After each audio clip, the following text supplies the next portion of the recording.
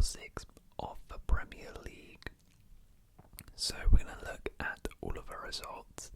It's the Premier League review show. Going to go through each game and I'm going to give my thoughts and opinions on each game. So hopefully you guys do enjoy. As always with these Premier League reviews, put in the comments below what your thoughts on the games where we had some very particular, very big games this week, especially this one. But hopefully you guys do enjoy, and also hopefully as you are hearing, the sound is a bit better because we have in fact got a new microphone today. We've got the Blue Yeti. I know, a bit of a basic one, but we have a proper mic for the first time, so hopefully the audio is much better. Of course, there's going to be a bit of teething problems with this as I figure out how to use it, etc. So apologies if there are any maybe loud noises, or maybe it's a bit too quiet or too loud. I am going to figure out the best way, but hopefully the audio is better. Anyway, let's begin. So we start with Crystal Palace 0, Fulham 0. So yeah, a bit of a poor game to start us off here with. Nothing much really happened. I don't think either team necessarily deserved to win. I think Fulham were the better of the two teams and had the more chances, but I don't think they necessarily deserved to win. Willian, I thought, was pretty good in this game. I thought the biggest chance of this game was with Raul Jimenez, who was actually pretty good. However, in the final third, not the best. He got it back for Andres Pereira, but it just overdone it and didn't get by. But these are two teams who really do struggle in terms of having that pure goal scorer, and I think this game showed it with, you look at the forwards here, Jimenez, Bobby Reed, Willian. You're not really convinced by any of these that they're going to score. And then for Palace, you got Jordan Ayew, Eze maybe, and Edward. There was no one on this pitch who you could say, okay, you can get a goal. And I think that kind of summed it up. But I think both teams would take a 0-0. There are two teams who I think are going to be in very similar spots and have started the season off pretty decent as well. So a 0-0 is not bad in this game. Okay, Luton 1, Wolves 1.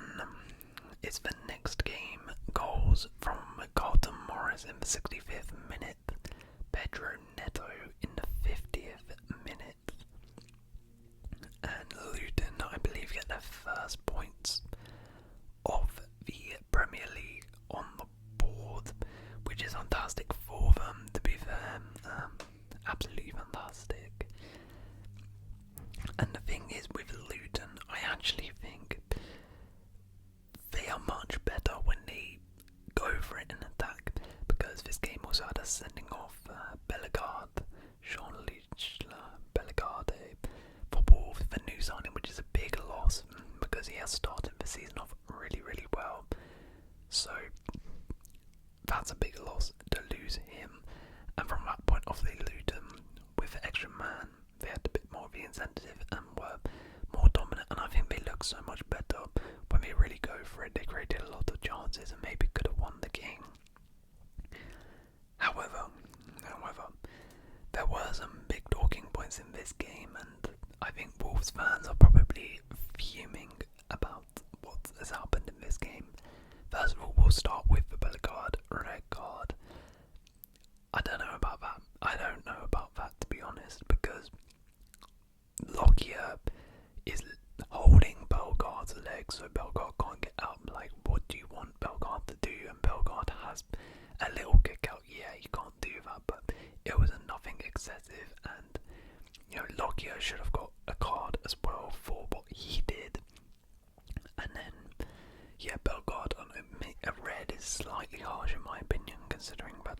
was the one at fault in the first place. The Carl Morris penalty. Oh, by the way, Pedro Neto's goal, absolutely superb. Pedro Neto is well and truly back at his best. What a goal it was for pace. I never knew Neto had pace like that. It was insane. Absolutely fantastic from him. But for penalty, this one, now when I first saw it, I thought it was a pen. I did think it was a pen, but looking back, I don't think it's a pen. At first I was like, why is Doherty's hand up there? His hand is like above his head, like what's he doing? But then when I thought about it and looked at the replays, it makes sense why his hand is there, because he is trying to lunge down, and when you are lunging down in that action, your hands naturally move up, and the ball was so close. Oh wait, I don't even think it was Doherty. Was it Doherty? I can't remember. And it deflects off, I think, his leg, and then hits his hand, so it wasn't even like the ball was going to go into where his hand was in the first place. It's deflected off. There's no time for him to react and get his hand out the way. So I thought, that's pretty stupid, and once again, VAR screwed Wolves over here. They should have got at least a point at Old Trafford. VAR messed up, and here I think we probably should have won the game, but VAR messed up again. So if you are a Wolves fan, you're probably very fuming with how the refs have been treating you. Okay, Man City 2, Nottingham Forest 0. Goals from Phil Foden and Erling Haaland gave them a 2-0 victory. So in the first half, I actually think this was maybe the best half Man City have played all season. City, we've said it, they've started off a bit slow, to be honest. They've just been getting through the games, not been playing amazing, but they've just been getting through and getting the job done. I think in this first half, first about half an hour, they were scintillating and back to their peak, really. You can see that in 14 minutes they were already 2-0 up. Phil Foden's goal was incredible, one of the best goals you'll see in terms of the team play, the pass by Rodri, the cutback by Walker, and then Foden still has a lot to do in that position, but he did really, really well. So that was a superb goal, and then Erling Haaland got one. And to be fair, you're thinking at this point, 14 minutes in, 2-0 down, it's going to be a long afternoon for Forest. Credit to Forest though, they did dig in. They dug in and they tried and held back and made it 2, and then we get into just after the second half, Rodri gets a red card, and it was so stupid. I don't know what Rodri was doing. It was such an overreaction. Yeah, of course Gibbs White made the most of it, but why is Gibbs White gives him a little shove, and Rodri, gets up in all his face, puts his hands all over him, around his neck. It's like, what?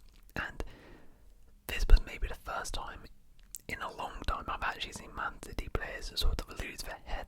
Edison as well. I think it was Taiwo Awoniyi. He was like squaring off with him after, and in the second half it just seemed like Man City were very ill-disciplined and just lost their heads a little bit, which was really uncharacteristic of Man City.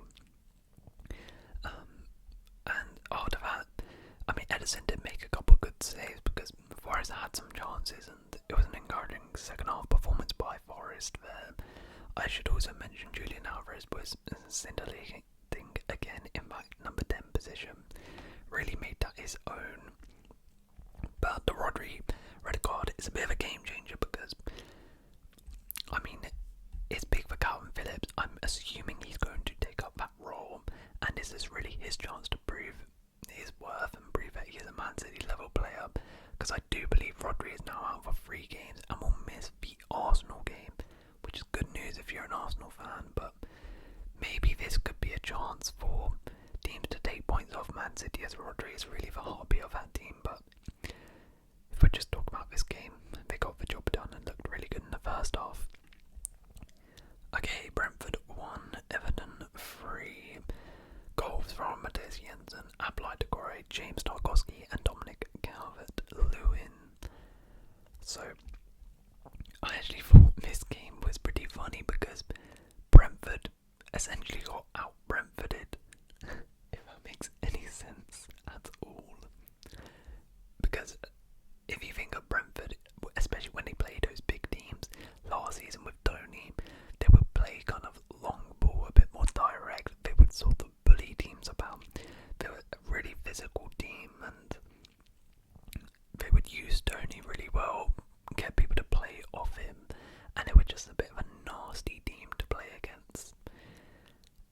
that's exactly what happened in this game, but Everton did it to Brentford. Brentford just seemed like they couldn't cope with the physicalities from set pieces and corners. They were just getting absolutely bullied in the air, and it was really uncharacteristic of Brentford because, as I said, Brentford have made a name for themselves of really being that physical presence team who will go toe to toe with you physically. So the fact that they, lost the physical battle pretty convincingly as well is a bit worrying, and maybe they do need an Ivan Toney back, a bit of a focal point, because they lacked that physicality, especially up top. And also from Brentford perspective, it's a bit annoying because basically all of the goals were self-inflicted. I think it was for the corner, they're playing out from the back and they just completely mess it up and give away a corner. Calvert-Lewin's goal, again, give the ball away, and playing out from back, his Benme gets caught out, and then it's a goal. So they could have avoided all the goals, and they got bullied a little bit. So it's a very disappointing one for Brentford. And for Everton, though, what an amazing victory this was, and such a big one as well. Not only have they gone to Brentford, who, especially at home, are one of the best teams in the league at home. Their home form is immaculate, but they went there, they outclassed them, they outbossed them, much more physical, scored 3 goals, and I think this is Everton's first win of the season as well, which is massive for them. Relieves the pressure of Sean Dyche, who was maybe in a little bit of trouble if he lost this one as well. The pressure would have started to mount, but credit to them, they played that long ball way. Doucouré was, I thought, fantastic. He was almost playing as like a second striker with Beto and Calvert-Lewin, who were fantastic. They would spray those balls into them. It wasn't necessarily the most pretty thing, but it was super effective. Beto, Calvert-Lewin and Doucouré just won those balls in the air, flicked them on. Dwight McNeil were making those runs off them, and it was superb from them. It was long ball stuff, but who cares? They got the job done, and that's all that matters. Okay, Burnley 0, Manchester United 1. Big win for Man United. Bruno Fernandes with the goal. Another superb goal. A fantastic volley. A good pass by Johnny Evans as well, who I actually thought was pretty decent. Had to play this game and didn't do too bad, to be honest. And yeah, that Bruno goal was absolute class by him. However, I think Burnley, to be honest, I feel like they were kind of the better team and a bit hard done by to lose that game. They had plenty of chances, as you can see, absolutely dominated the possession, the same shots on target, almost the same shot. Burnley had quite a lot of chances, but they couldn't really take them. And I think that's the harsh reality of the Prem. This game kind of sums it up. You can be the dominant team, have all the ball, create some chances, don't put them away. If you have a team, one long ball and bang, volley in. When you play teams like Man United, they just have the players who are capable of doing that. So really tough one for Burnley to take. I think this game almost sums up Burnley's season in a way right now, that they have been unlucky. They have played well, good moments, not been clinical, and been absolutely punished brutally at points at the other end of the pitch. But Man United, they needed this win. It didn't really matter how it came. They played well. Man United, well, they didn't play well, but they created chances as well. They did pretty decent. O'Neill had to come in and make some saves. Hannibal made his start, which was alright. Hoyland looked good again, but Man United, they just needed that for the confidence. Unlucky one for Burnley, though. Okay, so Chelsea 0, Aston Villa 1. Ollie Watkins with the goal, and I give up. I actually give up. Like, what is the point anymore? What is the point? We are officially a mid-table club.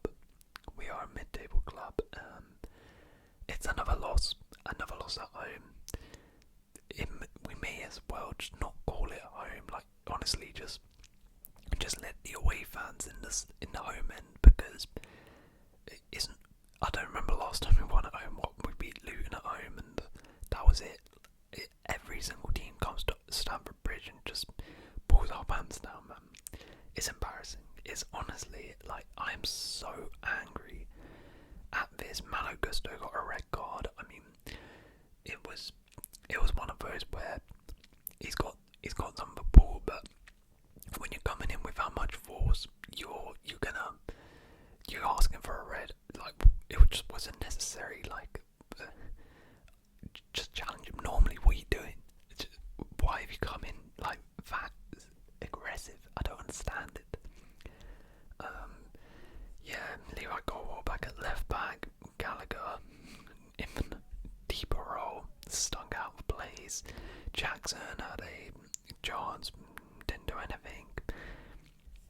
It was just typical performance, really. Just, if you want to hear my thoughts on this game, just go watch the Nottingham Forest game, just go watch the Bournemouth game, just go watch all of that, go watch my reviews for them, and yeah, it's just stupid. For goal as well, I mean, credit to Ollie Watkins for that goal, by the way. Really good from him there. That's his first goal of the season. I've criticised him a bit on this show, but fair play. Watkins, really tight angle and got the job done, and what a win for Villa. But speaking of that goal, like, Levi Gold does his job fantastic, great defending by him, and then Robert Sanchez, man, this guy, like, it literally just goes for his legs. I don't know. Chelsea fans, let me know in the comments how you're feeling. How's your mental health? Because this is pain. This is absolute pain right now, watching Chelsea, and it's not going to get easier. I do warn you. I warn you, because our fixture list is horrid. Absolutely horrid. But yeah, I don't want to talk about Chelsea anymore. Let's move on, please. Next up, we have Brighton 3, Bournemouth 1. Goals from Millerskirk's own goal, 2 from Karu Mitoma and Dominic Solanke as well. Now, this game was very interesting. I think for the first half, Bournemouth were by far the better team. It was an immaculate performance in that first half by Bournemouth, and they were brave. They were fantastic. They pressed Brighton so much, and in fact, their goal came through them pressing Brighton.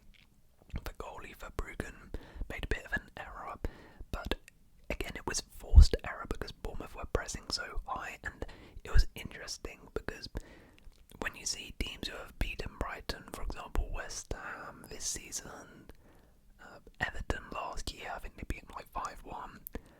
Most of these teams, they sort of soak up that pressure and then they hit them on that counter. Bournemouth this time, they went for them and they pressed them high, and Brighton couldn't cope in that first half. So it was really interesting to see maybe a bit of a different game plan being implemented on Brighton and it working so effectively. However, the absolute hammer blow, the own goal just before the break, literally in stoppage time, absolutely killed Bournemouth, going in at 1-1, so undeserved really for Bournemouth. And then after that, the changes, Mitoma and Fati come on at half time, and they completely change the game. Obviously, Mitoma gets 2 goals, fantastic from him. Fati got an assist as well, or not an assist, but was instrumental in that first goal.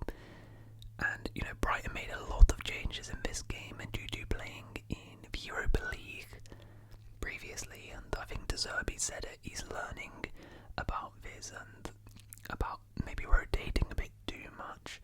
So this is something that he's going to pick up on, and yeah, brilliant second half performance by Brighton. First half wasn't great. Bournemouth, though, are going to be so annoyed. They completely collapsed in the second half, and yeah, really annoying again for Bournemouth. A good performance, but still didn't get the result they wanted. Okay, the big one, the North London derby. Arsenal 2, Spurs 2. Goals from Christian Romero, an own goal, Bukayo Saka, and 2 from Heung-min Son. So, I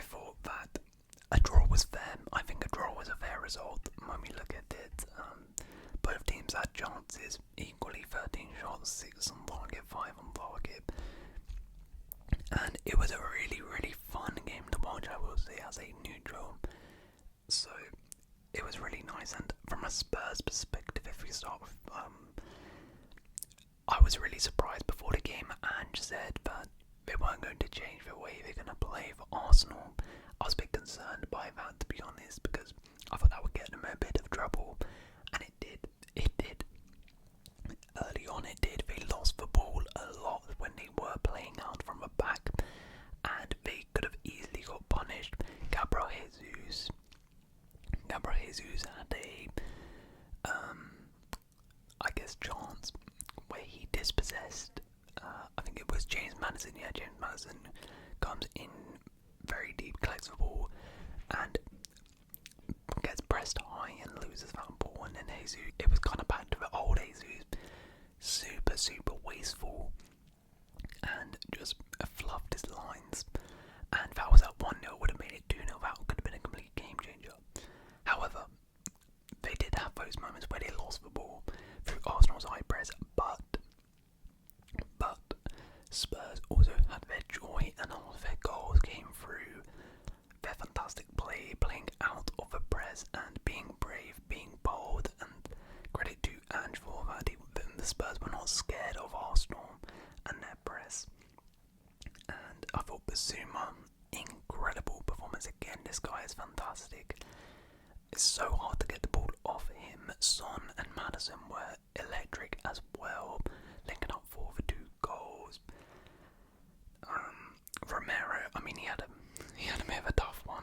Had an own goal for the first one, and then he also gave away the penalty for Bukayo Saka, which I know United fans are pretty annoyed at, because it was basically the exact same thing what Romero did against United. So yeah, that was a bit stupid. But yeah, I thought, as for Arsenal perspective, David Raya was really good, made a absolutely superb save. He looks fantastic. Jorginho for the Son goal, absolutely awful. I don't know what he's doing, to be honest. He had so many options on the ball, just dilly-dallying on that ball, and then gives it away, and they get punished at the other end. For Eddie Nketiah, lucky to be on the pitch, to be honest. I think he should have got a red card, and I do think that overall it was a fair result. Both teams had chances. The Arsenal attack, though, I don't know what's happened to it this season. Really wasteful. But a fair result there in the North London derby. Liverpool 3, West Ham 1. Goals from Salah, Nunes, Jota, and Sharad Bowen. So I think this was almost a classic West Ham performance this season. I've been really impressed with West Ham this season, I must say. The way they've been performing is superb. They sat back, soaked up that pressure, and as soon as they got the chance, they pounced. They played a bit direct football, and it worked really well, to be honest. And West Ham are probably a bit aggrieved that they didn't get anything from this game, because they had quite a few chances. Thomas Suchek had a great chance, which was fantastically saved by Alisson, and West Ham were really good, I thought, and really unlucky yet again to lose this one. Similar sort of thing to the Man City game, I would say, but another promising performance by West Ham, and a fantastic goal by Jared Bowen as well, with the diving header. Great play by him. Liverpool, though, they turned on, they showed their class in the attack especially. I think their midfield was fantastic in terms of their passing. McAllister's assist for the Nunes goal was superb. Dominic Szoboszlai as well. When they got those balls, they were just playing those balls in from deep, because West Ham didn't really come into them, and they were superb. McAllister, Jones and Szoboszlai, a really good midfield on that ball, and they were great. Nunes with a nice finish for his goal as well. Salah, I think that's 12 goal contribution, or that's a goal contribution in 12 consecutive games. Second time he's done that, and the only player to do it twice. Superb by him. But this game, it did show kind of what we known from Liverpool in terms of they're really shaky at the back, and you can easily get at them at the back, but their attack is superb. So, and they got the job done. West Ham, though, good performance. Alright, finally we end with a shocking result. Sheffield United 0 at Newcastle 8. Goals from Sean Longstaff, Dan Burns, Sven Botman, Callum Wilson, Anthony Gordon, Miguel Almiron, Bruno Guimaraes and Alexander Isak. It's actually crazy that there was 8 different goal scorers. That's mad. That is absolutely mad. Almost every player outfield. Yeah, actually only 2 outfield players didn't get a goal. Who didn't get a goal? Trippier. Yeah, Trippier didn't get a goal. And Fabian Schär. Trippier and Fabian Schär didn't get a goal. Everyone else got a goal. That is mental. But I mean, from Newcastle, what do you want me to say? I mean, you won 8-0, of course, you're fantastic. Super performance. Great result for them. Huge confidence boost as well, especially after playing in Europe. I said that Brighton, they suffered a little bit from that. In terms of their first half, performance wasn't the best. Not for Newcastle, and it was superb by them. Anthony Gordon, I thought, was absolutely superb. By the way, his goal was really, really nice. Alexander Isak as well. This guy's like got ice in his veins when he comes one-on-one. So calm and clinical in front of goal. And a fantastic performance by Newcastle. But Sheffield United, oh my word, it was a disaster from them. I think the main thing was they just allowed Newcastle so much space and time. It was baffling. Literally 3 or 4 Newcastle players in the final third were free and completely unmarked, which is like, how is that even possible? They were literally marking air, the Sheffield United players. It was horrid. And the worst thing as well is Sheffield United last season had one of the best defences in the Championship. They were built on that solid foundation, and since they've come up, their defence has gone completely out the window. In all of their games, I've mentioned it, going forward they've actually been a lot better, and defensively they've been really poor. And then in this game they were absolutely a shambles, and you're thinking, you're 3-0 down at half time. At that point, just shut up shop. They kind of did, but it wasn't even like they went out there and tried to press Newcastle and put it on them, and they got caught out on counters. No, they would sit back and they would still get picked apart, and there was spaces all over the place, which is the most baffling thing to me. And yeah, I don't know how they're going to recover from this in terms of mentally. The Sheffield United fans as well, it seemed very toxic in that stadium, as it should be. Your team's getting bad 8-0 at home, basically all the fans left, and Sheffield United are in trouble. Heckenboydham is in trouble. I think they are now, do they have a point? I don't think they do. They're never only team without a point, or maybe they have a 1. I can't quite remember, but they are in trouble. They are in trouble. But there we go. Those are the Premier League results for this weekend. Hopefully guys have enjoyed, and if you have enjoyed, please leave a like, consider subscribing, and I'll see you